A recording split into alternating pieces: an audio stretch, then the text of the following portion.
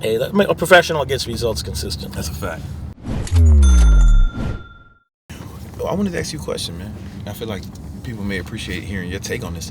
What do you think about people who say, there's a lot of these, finance guys on YouTube or social media, they'll say, man, don't buy luxury stuff, don't waste your money, don't buy depreciating assets, all this stuff.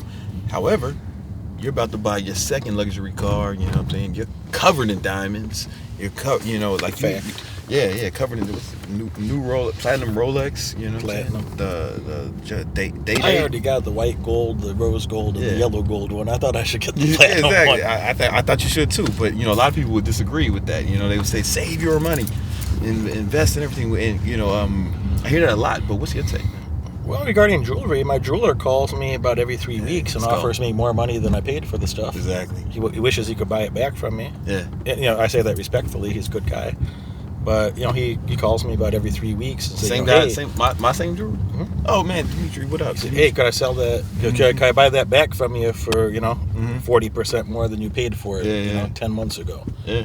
So, the returns on the jewelry is better than, sitting in cash or any kind of notes or whatever. You make money on high quality jewelry.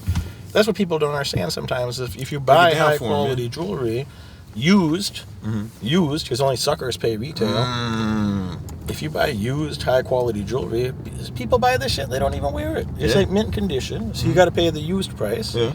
And then if you sit on it for a while, it's you'll do better than inflation. It's better than holding cash. No, I'm not saying it's a good place to park your money. I'm not saying that's the optimal investment, but I like Rolex. I thought to myself a long time. I got my first Rolex when I was like 20, 21 years old. It was a date. It was a Rolex date, 34 millimeters, which is like $1,000 I paid for it at the time. It was pretty beat up. It was $1,000, and I thought, if I can buy a Rolex for $1,000, like, life's too short to wear a Timex, I'm supposed to wear a Timex or Rolex. So I never got hurt on jewelry, I'm not saying it's the best investment. I'm not telling you go spend all your money on jewelry. I think education is the best investment. That's a fact. And then, in my long-winded way, I would just add that, like, if you did good with your investments, if you had the right education, and then you did good with your investments, your investments buy you whatever you want. So exactly. I think first you pay for education, then you pay for assets that are money generating, like real estate, like stocks, other money generating assets, and then those things buy your your luxuries, right? I hustled for years and made legit millions without ever buying jewelry, diamonds, Louis Vuitton, Gucci. You know what I'm saying? I still don't have a car. Cartier, and Rolex. Right, I still don't have a car, but that's only because I live in Manhattan, right? When I move to Miami, you're going to watch me. But I kind of took that approach. I wanted to just keep flipping my money until I feel like I could spend that without it, being a paycheck to paycheck thing. Like I could do it comfortably. Is that kind of like what you're saying? Like, and I started investing first, right? Especially after working with you, all my money was like earned income, from my businesses or whatever. And then I started investing. If a person's buying luxuries before they own it, if you're doing labor to buy luxuries, I think that's fucked up. That's fucked up. That's called a dumbass. If you're doing labor to buy luxuries, that's called a dumbass. That's dumbass. I learned that in my finance class back at the University of Chicago. They said that those words. It sound like a direct quote. I believe unless I misheard the professor. Yeah. I think the way I understood it is if you're doing labor to buy luxuries, that's called a dumbass. Right. You should do labor to buy assets. And your assets buy the luxuries. Then your assets buy you more assets, and then those assets buy you more assets, and you do that for a little while, and then all your assets will buy you all the luxuries you want. So no labor for luxuries. Luxuries are, first you pay for education, then you pay for asset. See how Brandon Carter has got, if you look around here, you see Cartier. Yeah, right? So that's why, if you look over here, you see some more. You know what I'm saying? It's everywhere. There's a lot of Cartier in here. A lot of Cartier in here. But you don't go buy Cartier. First you do the labor to pay for investments. And then the money you get from your investments, you get more investments. The way Brandon buys Cartier. That's right. The way Derek Moneyberg also. Yeah. And then you buy whatever fucking Cartier shit you want to. You buy some buy. Then you can have a sincere conversation. You want to have a Phantom or a Wraith or, should we get the Bentley? Get both maybe. Yeah, that's where I'm at. It's like, what do I get? I wouldn't be surprised if I get a Rolls Royce next year and a Bentley the year after that. Come on, man. And keep the Maybach too. And maybe one day I'm going to feel like sitting in a different type of car. Maybe I'm not going to drive any of them. I'm just going to sit in them, and maybe I'm just going to put them in the background and do my my weekly Wednesday webinar with a fleet of luxury vehicles in the background for no particular reason except because I can. Because you can, man. Moneyberg. No, I like that. I like that answer. So, assets. So labor to buy assets, to buy more assets, to buy luxury. If I said it right, I didn't. Let's clarify one last time. Labor to pay for education. To then earn more for your labor. You're right. To pay for more education, to then earn more for your labor. Yeah. To buy investments, to buy investments, to buy investments. Because if you get investments without the education, you might fuck around and lose money. Well, there's a lot of people out there that call themselves traders or speculators that they ain't got no education. They make a little money for a second. Some of them just lose money immediately. Yeah. Most actually. Yeah, the majority. Most lose money immediately. Some of them can make a good chunk of money for, in the short term, midterm, and they think they're brilliant. Those are the people who think they're the smartest because they're like, look how easy this is. Like, anybody can do this. And like, all right. And then things go against them, but they never really learned how the shit worked to begin with. Exactly. They just buying shit. They had the right place, right time, but they don't know what they really owned. They don't know how to do it again. A professional at anything, if you're a real professional, if you're a professional investor, if you're a professional athlete. I just had this conversation with Apollo Ono. And if you're a professional athlete, that means you're able to get a certain result consistently. Yeah, anytime. You're able to do something consistently. If you're a professional in the sense of like an attorney or a doctor perhaps, that means that if you had a patient within a certain set of problems that are within your expertise, you're an expert within those areas of medical problems, you're going to help them. Most of the time, you're going to be able to get them a better result. Once in a while, one of them's going to die on you. Yeah, man. Probably they just didn't have the will to live. Yeah, man. Probably it ain't your fault. If you're a professional. If you're a good professional. If you're a quack, then people just dying left they and all right. die, then The world's giving you feedback. If all your patients die, the world's giving you feedback, doctor. But if you're a well-trained professional, he probably didn't work on his education first. His residency was a little too short. Cut that residency a little short.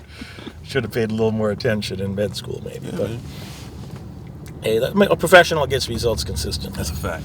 And there's a lot of amateurs out there that get results in the short term, and then the shit gets taken away from them, and they're heartbroken, they're depressed, they're humiliated, they're heartbroken because they thought they were so smart, like they can't lose. It was like, man, if there's a tide comes in and lifts all the boats, and you're just making money, you might be a beneficiary of the tide, but you think you did it. When it was more of an act of the macro market in general. Exactly. That's a dangerous spot to be in if you don't understand the underlying variables, and you're not going to be able to replicate that success. You're not going to be able to grow it, and in fact, you're going to fuck it up badly. You're going to go broke, and you're not going to be able to replicate it again. And that's pretty depressing, I imagine. I would imagine, especially going from those highs to those lows. Right? You want to be good. I guess what I'm hearing is you don't want to be out here getting lucky, right? You want to be able to do it on command. People that are very talented at something, I'd argue that I think you'll agree, because you're smart and I'm right. Hey, thank you. Is a high quality professional, a real expert, they're going to be able to generate their own luck. You're going to be able to generate some increments of luck consistently. That's a fact. Did you get lucky going to the gym? Like you got lucky that you have the current physique you did, or you just earned that? I tell people all the time, man. It's like almost nothing good happens on accident. Yeah. It's like, you never see somebody in amazing shape or whatever, and they say, man, how'd you get all those muscles? And man, I just woke up and one day, man, it just happened. Got lucky, man. Yeah, nothing. It's all genetics. Nothing good happens on accident. You got to plan it out. You got to have a game plan. You got to have a game plan to be covered in the name brand. That's what I hear. Yeah, that's what I hear. Smart man somewhere. Smart man somewhere said you got to have a game plan to stay covered in name brand. You got to. And I forgot where I was going with that. I was going. Enough said. Yeah, no, maybe you got to have a game plan to become a name brand. That's it, motherfucker. What else you need to know? If you ain't got a big game plan, you ain't got no management in your life, you're likely to be misguided and undecided. Come on, man. Shook up and tossed out like a pair of dice. Come on, man. You got to have a name plan, name brand to become a name brand. You know, you got to. You know what I'm saying? Like, it just nothing good happens on accident. You got to be methodical, strategic about this shit, but you got to know what to do, and that's where education comes in, right? Like, I wouldn't have been able to do so well in the stock market, over the last, 18 months, had it not been for you, like showing me how, because I had never made no like stock investments. All my money was from earned income from my businesses, and I got really good at that. But then you kind of showed me another way where I had all this extra money, man, so much extra fucking money, and it was like, you're a good entrepreneur. Well, thank you. You're a smart business, and you help a lot of other people be good entrepreneurs. That's a fact. And but you showed me how to take that money and invest it, in mostly the stock market is what me and you focused on, and man, it just multiplied. It just multiplied, but I wouldn't have known that had I not got that education from you. Well, I was an overnight success. It only took me 35 years. But see, exactly, I didn't have to go through the same 35 years as you. I was able to shorten that learning curve for me. I was down in Miami a couple months ago, and I was hanging out with Michael Chandler. And Michael Chandler is he's a multi-time Bellator champion, and he has some big fights at the UFC. He's a tough fella. He's a tough guy and very talented, very nice guy. I like the guy. And Michael and I I had a Rolls Royce Phantom down there. We were hanging out in the back of the Phantom, just like you and I hanging out back here in a Rolls Royce right now. It's becoming a habit of mine. Yeah. It's becoming a habit of mine. You can tell by my Rolls Royce. You're a smart lady's choice. Yeah, you know what I'm saying? Michael and I were saying, he said that he was spent 12 years at Bellator, and he was a champion multiple times, 3-time champion in his weight division. And he made a comment. He's like, people talk like you're an overnight success, like you get all this fame and money and success just happens accidentally or some shit. And he's like, man, I was there for 12 years. I worked my ass. He said, I've been an athlete and worked on my craft, worked on my athleticism every day for 20 years. Every day for 20 years, he said he worked to get those results, And then every day for 20 years. That's what he said. Yeah. He's an all-American athlete, so he's a walk-on in his university. He didn't even get to go to like a top wrestling program. He's like a walk-on, and turned that walk-on spot into all-American. Number one athlete in his weight division. Then et cetera, et cetera. More work, more winning. More work, more winning. And so we were talking about. He said then he went to UFC, and he says now that he's in UFC, now everybody knows his name, and he's like, man, I'm not that much better. I'm not much of a better fighter. So I'm not much more fit than I was a year ago, et cetera, et cetera. And he's like, 1 year in the UFC because of the brand name power, like now everybody knows my name. And he's like, they think it's like an overnight success, Right. And we just laughed, I was laughing about it, and I told him some of my stories, and I'm just like, yeah, man, I made my first entrepreneurial dollar when I was 7. Now I'm 42. Right. So, it only took me 35 years exactly. to build myself, to have the knowledge that I have and the social network that I have and the financial resources, intellectual resources, social resources. It just took more than a third of a century. That's all. Yeah. It's overnight, man. It's overnight success. No, it's never like that, man. It's never like that. That's just what you see, right? That's same thing with my story, right? Like, I help people build their online fitness businesses, right? But I've been a personal trainer since I was 17, right? And, I was one of the first people to start online, actually, like the pioneer. We're going online, like no bullshit. King Keto, man. Like, it's not, It's not like Prince Keto the Third. Not Prince Keto. King Keto. Not Night Keto. Right? You know what I'm saying? Nah, it's like I was actually one of the pioneers. So even before Instagram, it takes, years or decades to master something, right? And not only that, my dad was was like my first mentor. You know, he was, you know, he did sales in his business, and he did like millions of dollars worth of sales, right? And I learned from him how to do the sales, and then, you know, different internships with different mentors. So it's like so much work goes into mastery.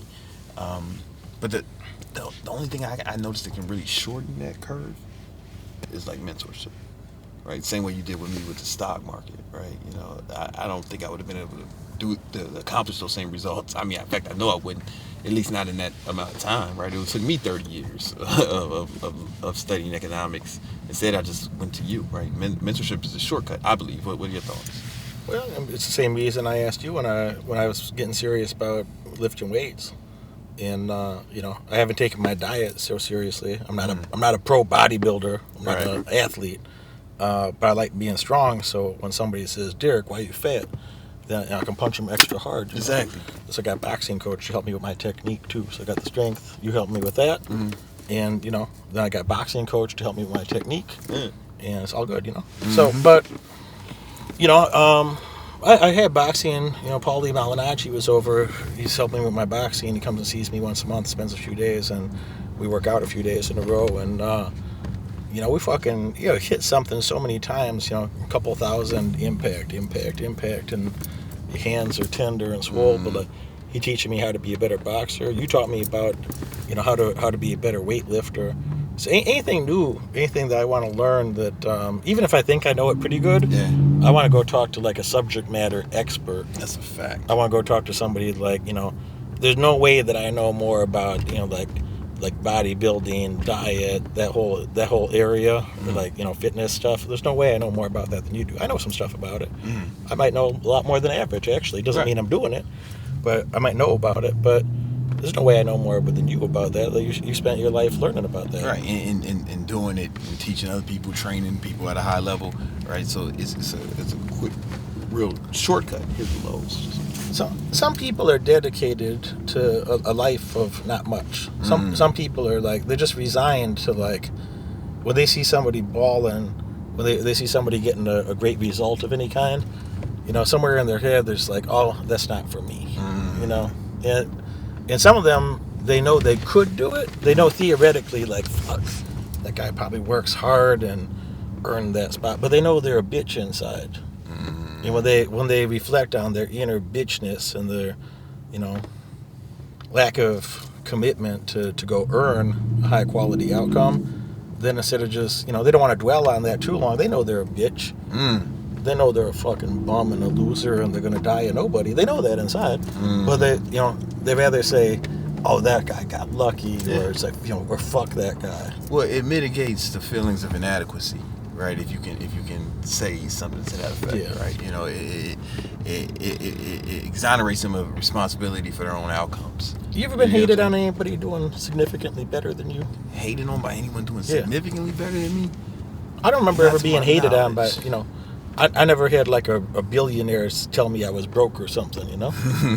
Nah. I never heard that, you know? They're usually pretty nice. Yeah. You know, once they make it, you know, none of my professors ever called me like dumb.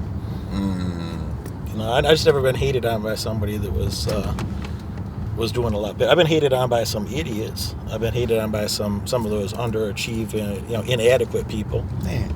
But I've never been hated on by people that were doing significantly better. I don't recall the circumstance. Yeah, you know, the people, you gotta think about, like, the mindset of a hater, right? You know, do you think if somebody's going around like talking shit about other people on the internet, do you really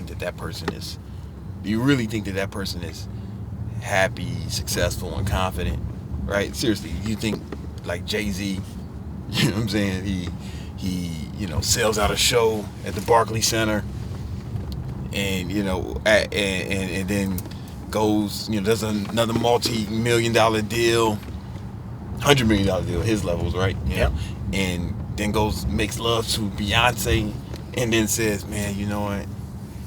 You know, to make this day complete. If I went online and talked shit about Derek Moneyberg on their YouTube video, that would just, then this day would be perfect, right? I don't think they behave like that. So I sincerely, this is not hyperbole, I sincerely have sympathy for them, people who behave like that, because I just know that whatever they're going through, man, it's causing them to behave in that manner, right? And if they were doing better, they wouldn't be doing that kind of shit, So it's kind of like, I just look at them. It's more like pity, right? It's kind of like, It might just be dumb. If they knew better, they might do better. Yeah, man. It's like making fun of somebody, hating on somebody who's dumb. It's kind of just like, oh, man, he can't help it. Yeah, I don't want to hate on it, man. It's just dumb. If he knew better, he'd probably do better. Yeah, man. It's like my son crashed his bike into the wall. Oh, dumbass. Nah, he don't know. He's learning. That wall taught him a lesson. Yeah. Right? You know what I'm saying? He won't do it again. He's 4, right? So you don't make fun of him. It's the same shit. It's just like, oh, but poor guy. Your 4-year-old son's learning something new, and he's going to do better. Oh, he's going to do great. There's some people out there that, despite numerous lessons, they keep hitting that wall, right? They keep slamming into that wall. They just keep slamming themselves in that wall. It's a shame. Yeah. It's a shame, because had they took that energy and put it towards something productive, they could make some of themselves instead of trying to bring everyone else down, They wouldn't have to die a broke bitch. There's 2 ways to make the tallest building in town. You can either build the tallest building, or you can try to knock all the other buildings down. And some people take that approach, right? And it's seldom is it effective. You know what I'm saying? It doesn't seem like a good strategy for a high quality community. Yeah, it doesn't. It really doesn't. Not going to get along well with your more industrious neighbors either. Yeah, I'd imagine you would. But they don't know better, man. They don't know better. Yeah. You know what I'm saying? Success is not for everybody. It's not. Not everybody's going. And that's cool, right? Sometimes people, they know they can't accomplish something, so they rather just hate on it, right? But it's not that they know they can't, they feel like they can, right? Yeah, so they just hate on it. Where it's me, like, for example, there was one point in my life I thought about being a doctor. I thought that would be a good idea, right? I get a lot of respect. Dr. Carr. I feel like I get a lot of respect in the community, and there's a lot of prestige in that, especially coming from where I come from, like a doctor. Oh, he's a doctor now. He made it, right? I had that in my mind. Then I just, I was applying to colleges, and I was just thinking, wait a minute. So you're telling me they got to go to school for like 8 years? Then they have to do residency for 2 to 4 years, maybe longer. Maybe longer for some practices, yeah. And then they're going to be in how much debt? Yeah, a few $100,000. And then the average doctor makes how much? Oh, and I was like, okay. I just realized that I didn't want to do what was required to accomplish that goal. Yeah. But I don't sit around hating on doctors, talking shit about doctors. I gave up. I said, that's not for me. Right? So if you give up on success, if you give up on accomplishment, and someone else didn't, don't hate on that, brother. You can just kind of admit that it wasn't for you, but willing to pay a price you weren't willing to pay. Yeah, willing to earn their spot. If you are or on your way to be a millionaire or multimillionaire, probably going to want to spend time with my clients. Probably going to want to have a personal relationship with me, so we can accelerate that process, get you living up to your maximum potential, earning your maximum wage. You're going to want to click that follow button. You're going to want to click that bell and get notifications. Tune in every Friday. Tune in every Monday. You're going to love what you see. I look forward to having you as a client in the future.